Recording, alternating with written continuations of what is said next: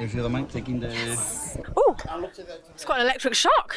The sparks are flying. I'm like a Pikachu right now. Are you? I am loving Madrid. The sun is out. I had some delicious tapas last night. Very happy. So the United Kingdom is like living a new era at Eurovision. Yes. You had second place just above Chanel last year with Sam Ryder.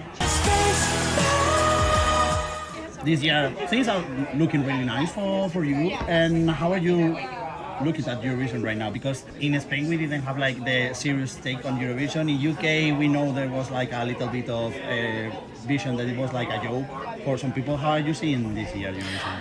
I think honestly, Eurovision, especially in the UK, like people are looking at it very, very differently now in a great way. I think we've always seen it as like fun. It's always brought a lot of joy. It's always been a celebration. But I think now it's like, oh, okay, like we might actually have a chance, you know? And I think Sam Ryder was a huge part of that. I think him doing so well last year, you know, it's kind of made this year just feel a bit more. It's just more exciting, and I feel like people are sort of, they've got a different like perspective on it now, which I think is really, really great. And I think it's about time, you know. So I think he really changed the game, I think. And you also have like the rumors about who will be the representative of the UK, and your name didn't come up until 2 days before. But we had like Birdie as an option, some other rumor.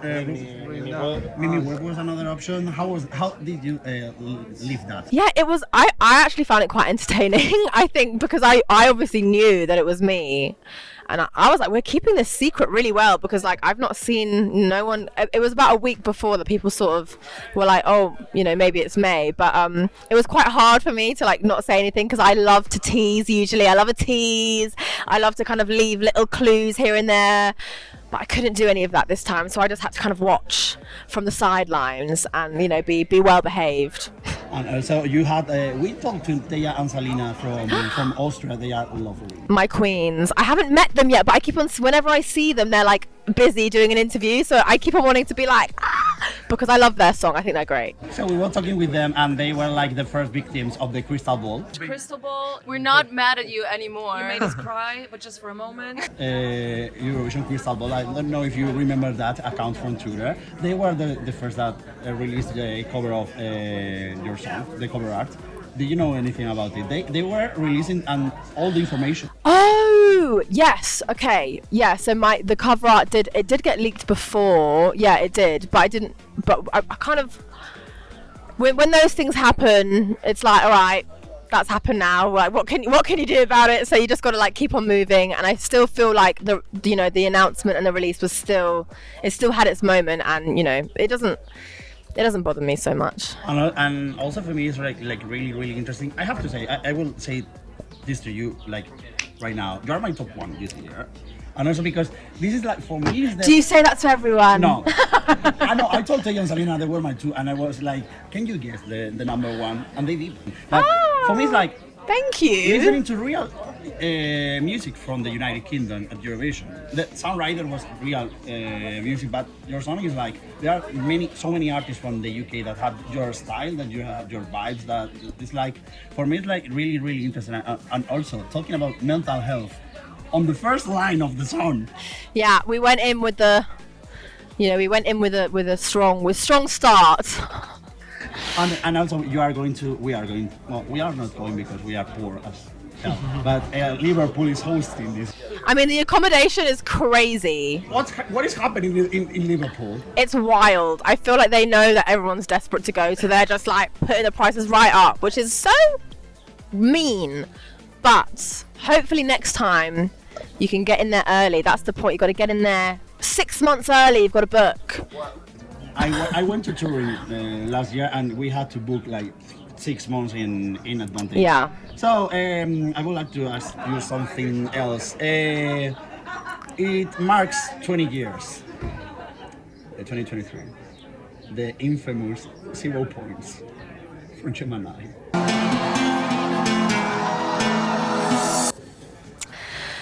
Yes.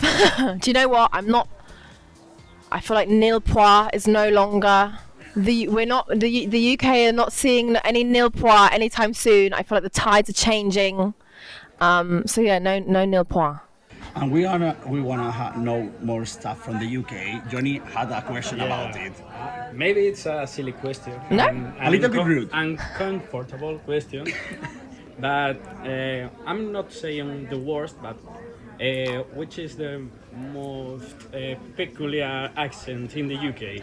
Oh, accents. Oh, most peculiar. I mean, they're all very charming in their different ways. I mean, I have like a very strong like London accent, so I'm sure people find my accent quite peculiar. But I don't know. I think I like them all. I'm gonna cop out of that question.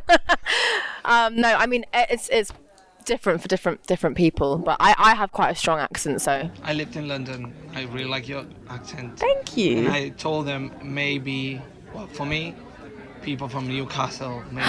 You don't like Newcastle? I love Newcastle. No, it's not that I don't like Newcastle. It's like the accent. It's to very me, strong. Yeah. Proper like that. I That was terrible. That was terrible. I'm not gonna say it. It's like, you met the legend. I don't remember her name right now. The TV host from Alison Hammond, Queen. So there you have it, my cheesy, iconic photo. Queen. She is like the epitome of like. Do you know what like UK Han? Do you know that term? and Drag Race. They use the term.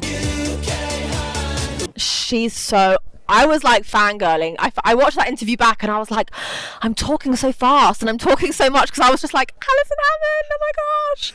So right now we are one person away from Alison Hammond, which is crazy for me because it was like, I can't believe it because her videos, the recap videos were all the silly stuff that she does. She's hilarious. She's the best. Shakespeare or fake smear. She's the best. She's the best energy, and she's actually really, really nice in person. Like it's real. You know, that's just how she is. And she's really lovely. I'm very happy to see her like doing so well in her career. You know, she's great. We love Alison Hammond. So you are the one of the two hosts of this year's Eurovision. So we are gonna ask you this. You have like 30 seconds to say to the people things that they have to try while they are staying in Liverpool. Let me think. You know, a good.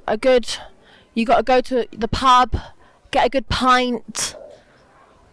What else is there? I would say fish and chips, but that's like seaside. Maybe some pie and mash you can get. Where you know the UK do a good pie and mash. What else? I'm gonna think of something very like Liverpool now that I'm gonna be annoyed that I forgot. But I'm sure that Liverpool have good pubs, so. Find a good pub, have a nice cold pint, if you're of age, of course. So you want people to get wasted? You don't have to, just one or two, you know, we need to, you know, I mean, depends how you're feeling.